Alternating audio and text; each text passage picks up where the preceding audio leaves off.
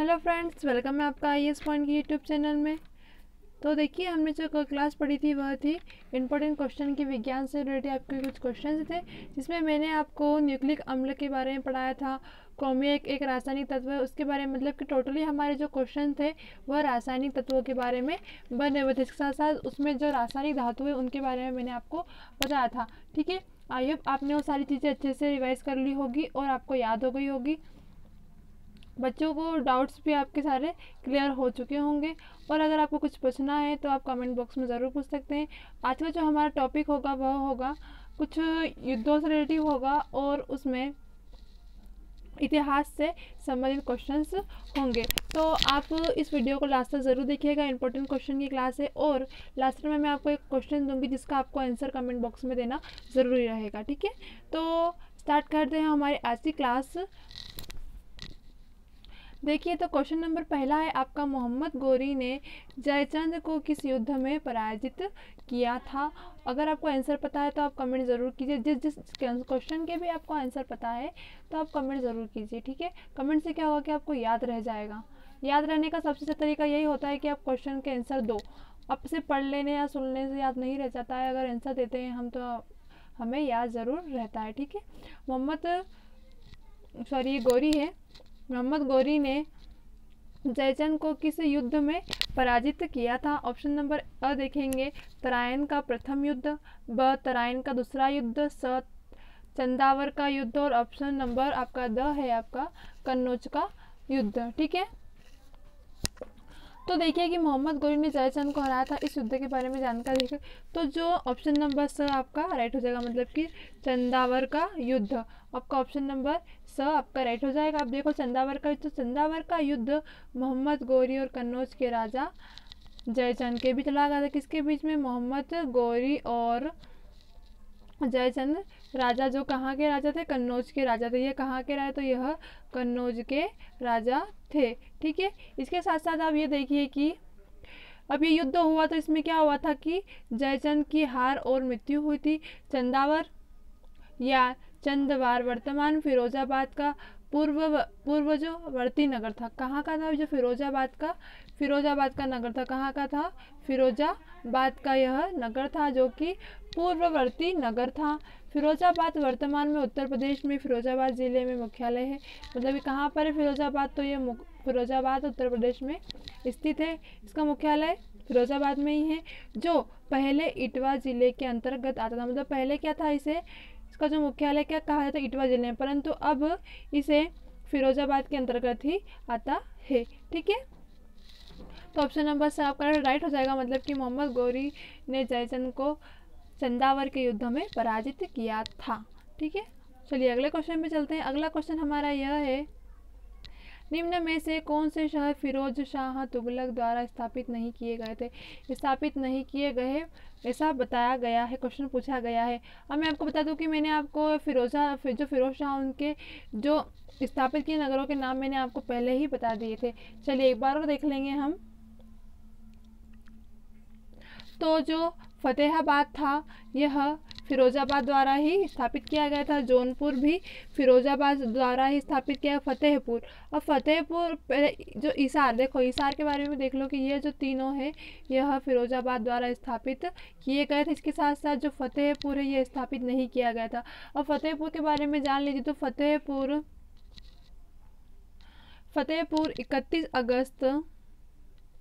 31 अगस्त 1826 में दोनों जिलों से 13 परगना अलग करके फतेहपुर जनपद की स्थापना की थी। जो 13 परगना है ना, उसे अलग करके फतेहपुर जनपद की स्थापना की थी। कब की थी? तो फतेहपुर की जो स्थापना हुई थी वह हुई थी 13 अगस्त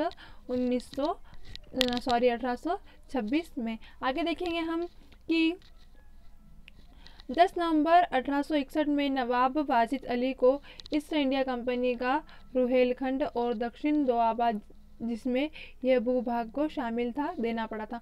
मतलब क्या हुआ था, जिसमें जब फतेहपुर शामिल था ना, उस वक्त क्या हुआ था कि 1801 में नवाब वाजिद अली थे, उन्होंने ईस्ट इंडिया कंपनी का जो रुहेलखंड था उसमें दक्षिण लोअबा, जिसमें यह क्या हुआ था कि उनको यह भूभाग इसमें शामिल करना पड़ा था, किसमें, दक्षिण ओबामा में। ठीक है, तो आपको सिर्फ इतनी चीज़ याद रखनी है कि जो शहर फिरोजा शाह तुगलक के द्वारा स्थापित जो नहीं किया गया है वह क्या था, फतेहपुर। तो फतेहपुर कब स्थापना की गई थी, 31 अगस्त 1826 में इसकी स्थापना की गई थी। चलिए ऑप्शन नंबर सर आपका राइट हो जाएगा। अगले क्वेश्चन पे चलते हैं। अगला क्वेश्चन हमारा यह है, राणा प्रताप सागर संबंधित है, मतलब कि जो राणा प्रताप सागर है वह किस चीज से संबंधित है। ऑप्शन देंगे, ऑप्शन नंबर ए है आपका सौर ऊर्जा से, ऑप्शन नंबर बी सिंचाई से, ऑप्शन नंबर सी है नाभिकीय ऊर्जा से, ऑप्शन नंबर डी जल विद्युत से। अगर आपको आंसर पता है तो आप जरूर कमेंट कीजिए। चलिए हम देखेंगे राणा प्रताप सागर संबंधित है तो यह जल विद्युत से संबंधित है। ठीक है, अब देखो कि राणा प्रताप सागर जल विद्युत संबंधित है तो इसमें क्या है, अब इसकी जानकारी अभी हम देख लेते हैं। तो यह विद्युत ग्रह बांध से करीब 163 फीट नीचे स्थित है। कितने फीट नीचे स्थित है, तो 163 फीट नीचे। किससे, विद्युत ग्रह बांध से। ठीक है, आगे देखेंगे, बांध में लगी पाइपलाइनों से विद्युत ग्रह का पानी उपलब्ध कराया जाता है। किसका, देखो अभी यह विद्युत से है तो इसमें क्या, जल विद्युत है तो इसे क्या होता है कि पाइपलाइन होती है, उससे विद्युत ग्रह का पानी उपलब्ध कराया जाता है। विद्युत उत्पादन के लिए सिंचाई विभाग उपलब्ध होने वाली बिजली से विद्युत निगम को अरबों रुपए की आय होती है। देखिए आपको पता है कि सिंचाई वगैरह अत्यधिक भी होती है, उसमें मतलब पानी की आवश्यकता बहुत ज़्यादा पड़ती है। सिंचाई के बिना, पानी के बिना तो सिंचाई हो ही नहीं सकती है, जिससे क्या होता है कि जो विद्युत निगम में उसको क्या, अरबों रुपए का आय प्राप्त होती है। तो राणा प्रताप सागर संबंधित किससे है, जल विद्युत से संबंधित है। अब ये क्या है, तो ये 163 फीट नीचे, ठीक है, 163 फीट नीचे स्थित है। ठीक है, ये चीज़ आप याद रखिएगा।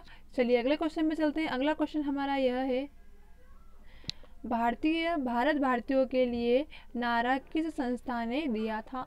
ऑप्शन देखें, ऑप्शन नंबर ए है आपका अशासकीय संस्था, ऑप्शन नंबर बी है आर्य समाज में, ऑप्शन नंबर सी ब्रह्म समाज ने, और ऑप्शन नंबर डी है आपका अन्य। ठीक है, तो देखिए कि जो भारत भारतीयों के लिए नारा दिया गया था वह आर्य समाज ने दिया गया था। ठीक है, अब आर्य समाज के बारे में हम देख लेंगे। तो आर्य समाज की जो स्थापना की गई थी, ठीक है, अत्यधिक पूछा जाने वाला यह सवाल है कि आर्य समाज की स्थापना कब की गई। तो आर्य समाज की जो स्थापना की गई थी वह की गई थी 10 अप्रैल 1875 में की गई थी। जी हाँ, कहाँ पर की गई, तो यह की गई थी मुंबई में। कहाँ पर, मुंबई में। ठीक है, इतनी चीज़ याद रखनी है आपको। जब किसने की थी, तो ये इसकी स्थापना, आर्य समाज की स्थापना की थी दयानंद सरस्वती ने। ठीक है, आर्य समाज की स्थापना किसने की, दयानंद सरस्वती ने। कब की गई, 10 अप्रैल 1875 में। कहाँ पर, मुंबई में की गई थी। ठीक है, कौन सी शताब्दी में, तो 19वीं शताब्दी में। ठीक है, 19वीं जो शताब्दी थी उसमें इसकी स्थापना की गई थी। ठीक है, याद रखिएगा। आगे चलेंगे हम कि 19वीं शताब्दी के तीसरे चरण में भारत में जागृति के जो चतुर्दिक आंदोलन आए और उनमें आर्य समाज का बड़ा महत्वपूर्ण स्थान था तथा आर्य समाज में ही भारत भारतीयों के लिए नारा इसी संस्था में दिया गया था। ठीक है, तो हमने क्वेश्चन का आंसर किया था ऑप्शन नंबर बी, मतलब कि आर्य समाज ने क्या किया था, भारत भारतीयों के लिए नारा संस्था दिया था। ठीक है, अब ये आर्य समाज की स्थापना किसने की, दयानंद सरस्वती ने की। कौन सी शताब्दी में की, तो 19वीं शताब्दी में की। अब इसकी स्थापना की जो तारीख है वह क्या है, तो वह 10 अप्रैल 1875 में मुंबई में की गई थी। ठीक है, ये चीज़, इतनी चीज़ आपको इसमें याद रखनी है। ठीक है, इंपॉर्टेंट है। तो चलिए अगले क्वेश्चन में चलते हैं। अगला क्वेश्चन देखेंगे हमारा, भारत की प्रथम बहुउद्देशीय परियोजना। ठीक है, क्या पूछा गया है, बहुउद्देशीय परियोजना किस नदी पर बनाई गई थी। प्रथम पूछा है। ठीक है, प्रथम आपको पता है प्रथम चीज़ें अक्सर पूछी जाती है और बहुत इंपॉर्टेंट होती है। चलिए तो हम डिटेल में पढ़ेंगे। ऑप्शन नंबर ए है आपका कावेरी नदी, ऑप्शन नंबर बी है आपका गंडक नदी, ऑप्शन नंबर सी दामोदर नदी पर, ऑप्शन नंबर डी है यमुना नदी पर। कमेंट ज़रूर कीजिए, आंसर कमेंट कीजिए, बार बार कहती हूँ मैं आपको, आंसर कमेंट कीजिए। ठीक है, आप बच्चे समझदार है, यूपीएससी के बच्चे हैं तो क्वेश्चंस के आंसर ज़रूर दीजिए। ठीक है, राइट हो या रॉन्ग हो आंसर ज़रूर दीजिए ताकि हमें पता चले कि आपको किस तरह से पढ़ाना चाहिए। ठीक है, मैंने आपको कई बार बोल चुकी हूँ। हाँ, तो चलिए देखेंगे हम तो प्रथम बहुउद्देशीय परियोजना किस नदी पर है? तो देखो 7 जुलाई 1948 को क्या हुआ था? 7 जुलाई 1948। अब 1948 में क्या हुआ था? तो देखिए 7 जुलाई 1948 को स्वतंत्र भारत की पहली बहुउद्देशीय परियोजना के रूप में दामोदर नदी घाटी परियोजना अस्तित्व में आई थी। कहाँ पर? दामोदर नदी घाटी परियोजना पर यह अस्तित्व में आई थी। क्या आई थी? तो पहली बहुउद्देशीय परियोजना। ठीक है, कब आई? 7 जुलाई 1948 में। आगे देखेंगे, यह परियोजना भारत की अधिकतर परियोजनाओं की तरह अमेरिका की, जैसे कि क्या था कि जो भारत की जो अन्य परियोजना है उसमें उस परियोजना की तरह क्या था कि अमेरिका की जो टेनेसी घाटी परियोजना है उस पर आधारित है। अब देखो अमेरिका है तो अमेरिका की क्या है? तो टेनेसी घाटी परियोजना उस पर आधारित है, जो कि जाल राशि का अधिक प्रयोग करने के लिए बनाई गई थी। क्या का जल राशि है उसका अधिकतम प्रयोग करने के लिए बनाई गई थी। प्रथम परियोजना का उद्देश्य क्या था? तो प्रथम परियोजना का उद्देश्य यह था कि जल राशि का जो अधिकतम प्रयोग करने के लिए यह परियोजना बनाई गई थी। कब बनाई गई थी? तो 7 जुलाई 1948 को बनाई गई थी। कौन सी नदी पर बनाई गई? तो दामोदर नदी पर बनाई गई थी। यह परियोजना कौन सी? तो यह भारत की प्रथम बहुउद्देशीय परियोजना थी। ठीक है, आपको समझ आ चुका होगा। चलिए अगले क्वेश्चन में चलते हैं। अगला क्वेश्चन हमारा यह है कि अशोक के शिलालेखों की लिपि क्या है? ऑप्शन देखेंगे, ऑप्शन नंबर ए है आपका गुरुमुखी, ऑप्शन नंबर बी है आपका बाहरी, ऑप्शन नंबर सी है आपका देवनागरी, ऑप्शन नंबर डी है आपका हायरोग्लाइफिक्स।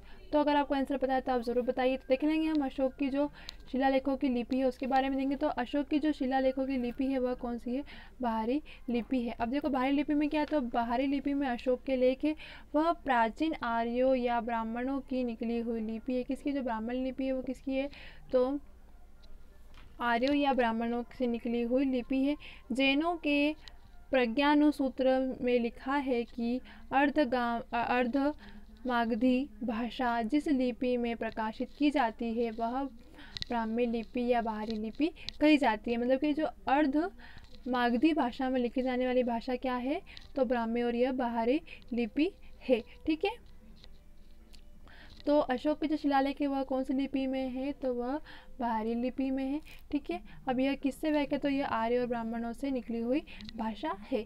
चलिए इसमें अपना इतना ही इंपॉर्टेंट है। अगले क्वेश्चन में चलते हैं। अगला क्वेश्चन है आपका बिहू निम्नलिखित में से किसका लोकप्रिय उत्सव है? बिहू निम्नलिखित में से किसका लोकप्रिय उत्सव है? ऑप्शन नंबर ए है आपका असम, उड़ीसा, बिहार और बंगाल। ठीक है, इन चारों में से अगर आपको आंसर पता है तो आप ज़रूर बताइए। तो चलिए हम देखेंगे कि बिहू के बारे में। तो हम देखेंगे तो चैत्र महीने की संक्रांति के दिन से ही बिहू उत्सव शुरू हो जाता है। कब से? ज़्यादा इंपॉर्टेंट देखो, सिर्फ आपको इतना ही याद रखना है इसमें कि किस कहाँ की है ये। तो यह असम की है। अब देखो इसके बारे में कुछ जानकारी मैं आपको बता देती हूँ ताकि आपको याद रह जाए। चैत्र महीने की संक्रांति के दिन से ही बिहू उत्सव शुरू हो जाता है। इसे उरूरा कहते हैं। इसका एक और नाम क्या है? तो इसका जो एक और नाम है वह है उरूरा उत्सव। ठीक है, उरूरा उत्सव भी बोल देते हैं और इसके साथ बिहू उत्सव भी कहा जाता है। यह उत्सव असम का लोकप्रिय उत्सव है। मोस्ट इम्पोर्टेंट कि असम का लोकप्रिय उत्सव कौन सा है? तो बिहू या उरूरा उत्सव। इस दिन सुबह से ही लौकी, बैंगन, जो हल्दी और आदि सामग्री बनाने में जुट जाते हैं। ठीक है, चलिए अगले क्वेश्चन में चलते हैं। अगला क्वेश्चन हमारा है विवेकानंद रॉक मेमोरियल कहाँ स्थित है? इंपॉर्टेंट क्वेश्चन है। ऑप्शन नंबर ए है आपका Andaman Nicobar, option number B है आपका Lakshadweep Kerala, option number D है आपका तमिलनाडु। अगर आपको आंसर पता है तो आप ज़रूर बताइए। तो हम देखेंगे कि विवेकानंद रॉक मेमोरियल है। ठीक है, तो इसका जो राइट आंसर अभी नहीं मिले आपको मैं पढ़ाती हूँ। ठीक है, तो देखिए कि विवेकानंद स्मारक शिला भारत के तमिलनाडु के कन्याकुमारी में समुद्र स्थित एक इमारत है। मतलब कि यह समुद्र में स्थित इमारत है। कौन सी? Vivekananda rock memorial. ठीक है, जो विवेकानंद स्मारक शिला भारत के तमिलनाडु के कन्याकुमारी में समुद्र में स्थित एक स्मारक है। यह एक प्रसिद्ध पर्यटन स्थल भी बना हुआ है। इसके साथ साथ यह भूमि तट से लगभग 400 मीटर अंदर है। ठीक है, इम्पोर्टेंट है कि यह कहाँ है? तो यह 400 मीटर अंदर है। ठीक है, भूमि के अंदर स्थित है। आगे देखेंगे चट्टानों में से एक के ऊपर निर्मित किया गया है। मतलब इसको क्या है, चट्टानें मतलब लगा के एक के ऊपर एक निर्मित किया गया है, क्योंकि यह समुद्र के बीच में स्थित है। ठीक है, तो विवेकानंद रॉक मेमोरियल कहाँ स्थित है, तो यह कहाँ पर स्थित, तो यह तमिलनाडु में स्थित है। ठीक है, ऑप्शन नंबर डी आपका राइट हो जाएगा। अगले क्वेश्चन पे चलते हैं। अगला क्वेश्चन हमारा है, प्रथम गोलमेज सम्मेलन कहाँ हुआ था। ठीक है, ऑप्शन नंबर ए देखेंगे नई दिल्ली में, ऑप्शन नंबर बी है लंदन में, ऑप्शन नंबर सी बम्बई में और ऑप्शन नंबर डी है इसमें से कोई नहीं। ठीक है, अगर आपको आंसर पता है तो आप कमेंट कीजिए। प्रथम गोलमेज सम्मेलन के बारे में पूछा गया है आपसे, तो देखो कि जो प्रथम गोलमेज सम्मेलन है, ठीक है, तो प्रथम गोलमेज सम्मेलन 12 नवंबर, डेट देख लीजिए इसकी आप, तो यह 12 नवंबर, अब इसका सन क्या है, तो इसका जो सन है वह है 1930 से 13 जनवरी, ठीक है, 13 जनवरी 1931 तक लंदन में आयोजित किया गया था। ठीक है, कब से कब तक, तो 12 नवंबर 1930 से लेके तो 13 जनवरी 1931 तक, मतलब कि सिर्फ नवंबर दिसंबर जनवरी 3 मंथ। ठीक है, इतना कम टाइम यह आयोजित किया गया था। मगर क्या हुआ था बाद में, कहाँ पर, तो यह लंदन में आयोजित किया गया था। ऑप्शन नंबर बी आपका राइट होगा। इसके साथ साथ देखो कि यह सम्मेलन कांग्रेस के बहिष्कार के फलस्वरूप जब फलस्वरूप क्या हुआ था, यह 19 जनवरी 1931 को यह समाप्त हो गया था। ठीक है, क्या हुआ था, समाप्त हो चुका था। प्रथम गोलमेज सम्मेलन की जो यह लंदन में तो हुआ था, इसका कब हुआ था, तो 12 नवंबर 1930 से लेके तो 13 जनवरी 1931 तक हुआ था। इसके बाद क्या हुआ कि 19 जनवरी 1931 को यह कांग्रेस के बहिष्कार के फलस्वरूप समाप्त हो गया था। ठीक है, तो ऑप्शन नंबर बी आपका राइट हो जाएगा। क्वेश्चन के दौरान प्रथम गोलमेज सम्मेलन कहाँ पर हुआ था, तो लंदन में हुआ था। ठीक है, अब अगला जो आपका क्वेश्चन है, क्वेश्चन क्या है, कितने वर्ष के पश्चात राष्ट्रीय जनगणना होती है। ठीक है, इसका जो आंसर है वो आपको कमेंट में देना है। ठीक है, मतलब जो जितने भी बच्चे हैं देख रहे हैं उन बच्चों को इसका आंसर कमेंट में देना है। कोई टफ क्वेश्चन नहीं है, आप दे पाएंगे। ठीक है, बेस्ट ऑफ लक। और जितने भी क्वेश्चन अगर आपको समझ आ चुके हैं तो आप ज़रूर बताइए, और नहीं समझ आए तो तुरंत हमें कमेंट बॉक्स में बताइए। इसके साथ साथ आज से मैं आपको रोज़ एक डेली क्वेश्चन दूंगी, तो आप उस क्वेश्चन का आंसर कमेंट बॉक्स में ज़रूर दीजिए। तो आज का आपका जो टारगेट होगा वह ये होगा, कितने वर्ष के पश्चात राष्ट्रीय जनगणना होती है। ऑप्शन देखेंगे 10, 5, 3 और 25। ठीक है, अगर आपको राइट आंसर पता है तो आप कमेंट ज़रूर कीजिए। चलिए मिलते हैं हमारी कल की क्लास में। Thank you so much.